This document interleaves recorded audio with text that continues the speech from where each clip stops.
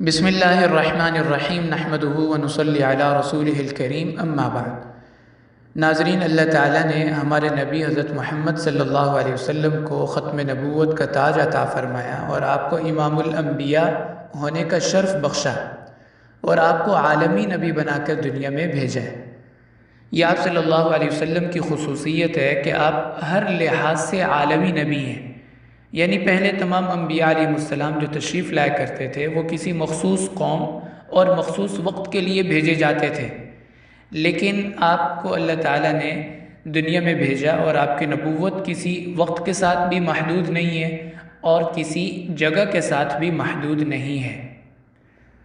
یعنی پہلے تمام انبیاء علاقائی نبی ہوتے تھے اور آپ عالمی نبی ہیں۔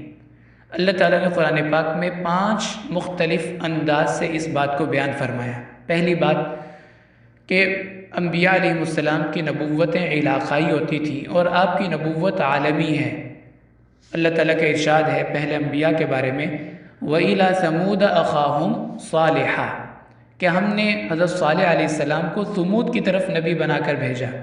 وَإِلَىٰ عَادٍ أَخَاهُمْ هُودًا، ہم نے حضرت ہود علیہ السلام کو عاد کی طرف نبی بنا کر بھیجا۔ وَإِلَىٰ مَدْيَنَ أَخَاهُمْ شُعَيْبًا، حضرت شعیب علیہ السلام کو مدین کی طرف نبی بنا کر بھیجا۔ تو تمام انبیاء ایک مخصوص قوم کے لیے نبی بنا کر بھیجے جاتے تھے، اور آپ کی نبوت کی بات آئی تو اللہ تعالیٰ فرما رہے ہیں وَمَا أَرْسَلْنَاكَ إِلَّا كَافَّةً لِلنَّاسِ، کہ ہم نے آپ کو پوری انسانیت کے لیے نبی بنا کر بھیجا۔ صرف عرب کے لیے نبی نہیں، صرف اپنے زمانے کے لوگوں کے لیے نبی نہیں، بلکہ پوری انسانیت کے لیے آپ کو نبی بنا کر بھیجا۔ دوسری بات کہ پہلی امتوں کے جو قبلے ہوتے تھے وہ علاقائی قبلے ہوتے تھے، ہر ایک کا مختلف قبلہ ہوتا تھا۔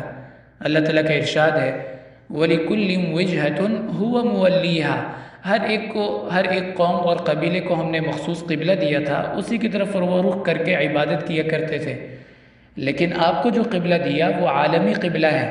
اللہ تعالیٰ کا ارشاد ہے إِنَّ أَوَّلَ بَيْتٍ وُضِعَ لِلنَّاسِ لَلَّذِي بِبَكَّةَ مُبَارَكًا وَهُدًى لِّلْعَالَمِينَ، کہ ہم نے آپ کو جو قبلہ دیا یہ پوری انسانیت کی ہدایت کا اس میں سامان ہے۔ تو للناس اللہ نے فرمایا۔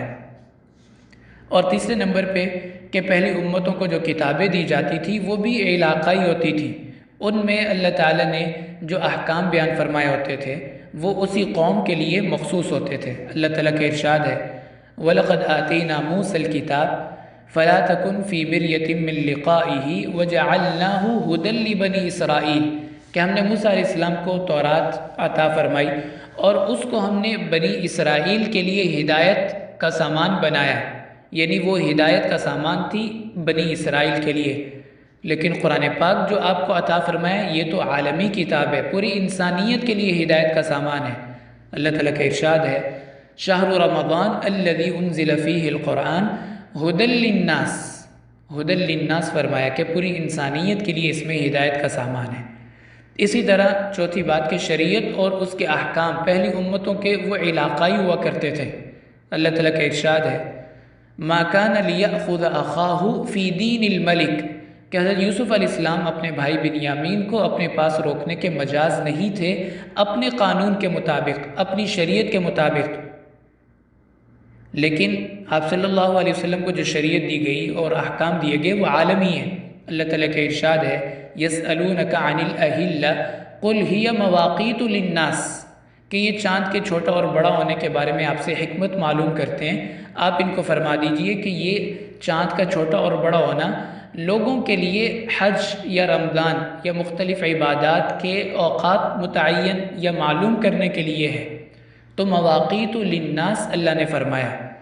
اور پانچویں بات کہ پہلی امتیں بھی علاقائی ہوتی تھی، مخصوص وقت کے لیے ہوتی تھی پھر ختم ہو جاتی تھی۔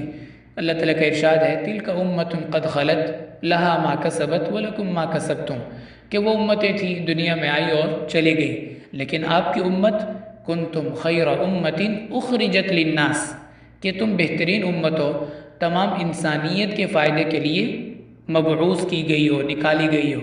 تو امت بھی للناس، آپ کی شریعت بھی للناس، آپ کی کتاب قرآن پاک بھی للناس، آپ کو جو قبلہ دیا گیا وہ بھی للناس، اور آپ کو جو نبوت دی گئی کافۃ للناس، تو آپ ہر لحاظ سے عالمی نبی ہیں۔ اللہ تعالیٰ ہمیں آپ صلی اللہ علیہ وسلم کا سچا عشق اور آپ کی کامل اتباع نصیب فرمائے۔ وآخر دعوانا ان الحمد للہ رب العالمین۔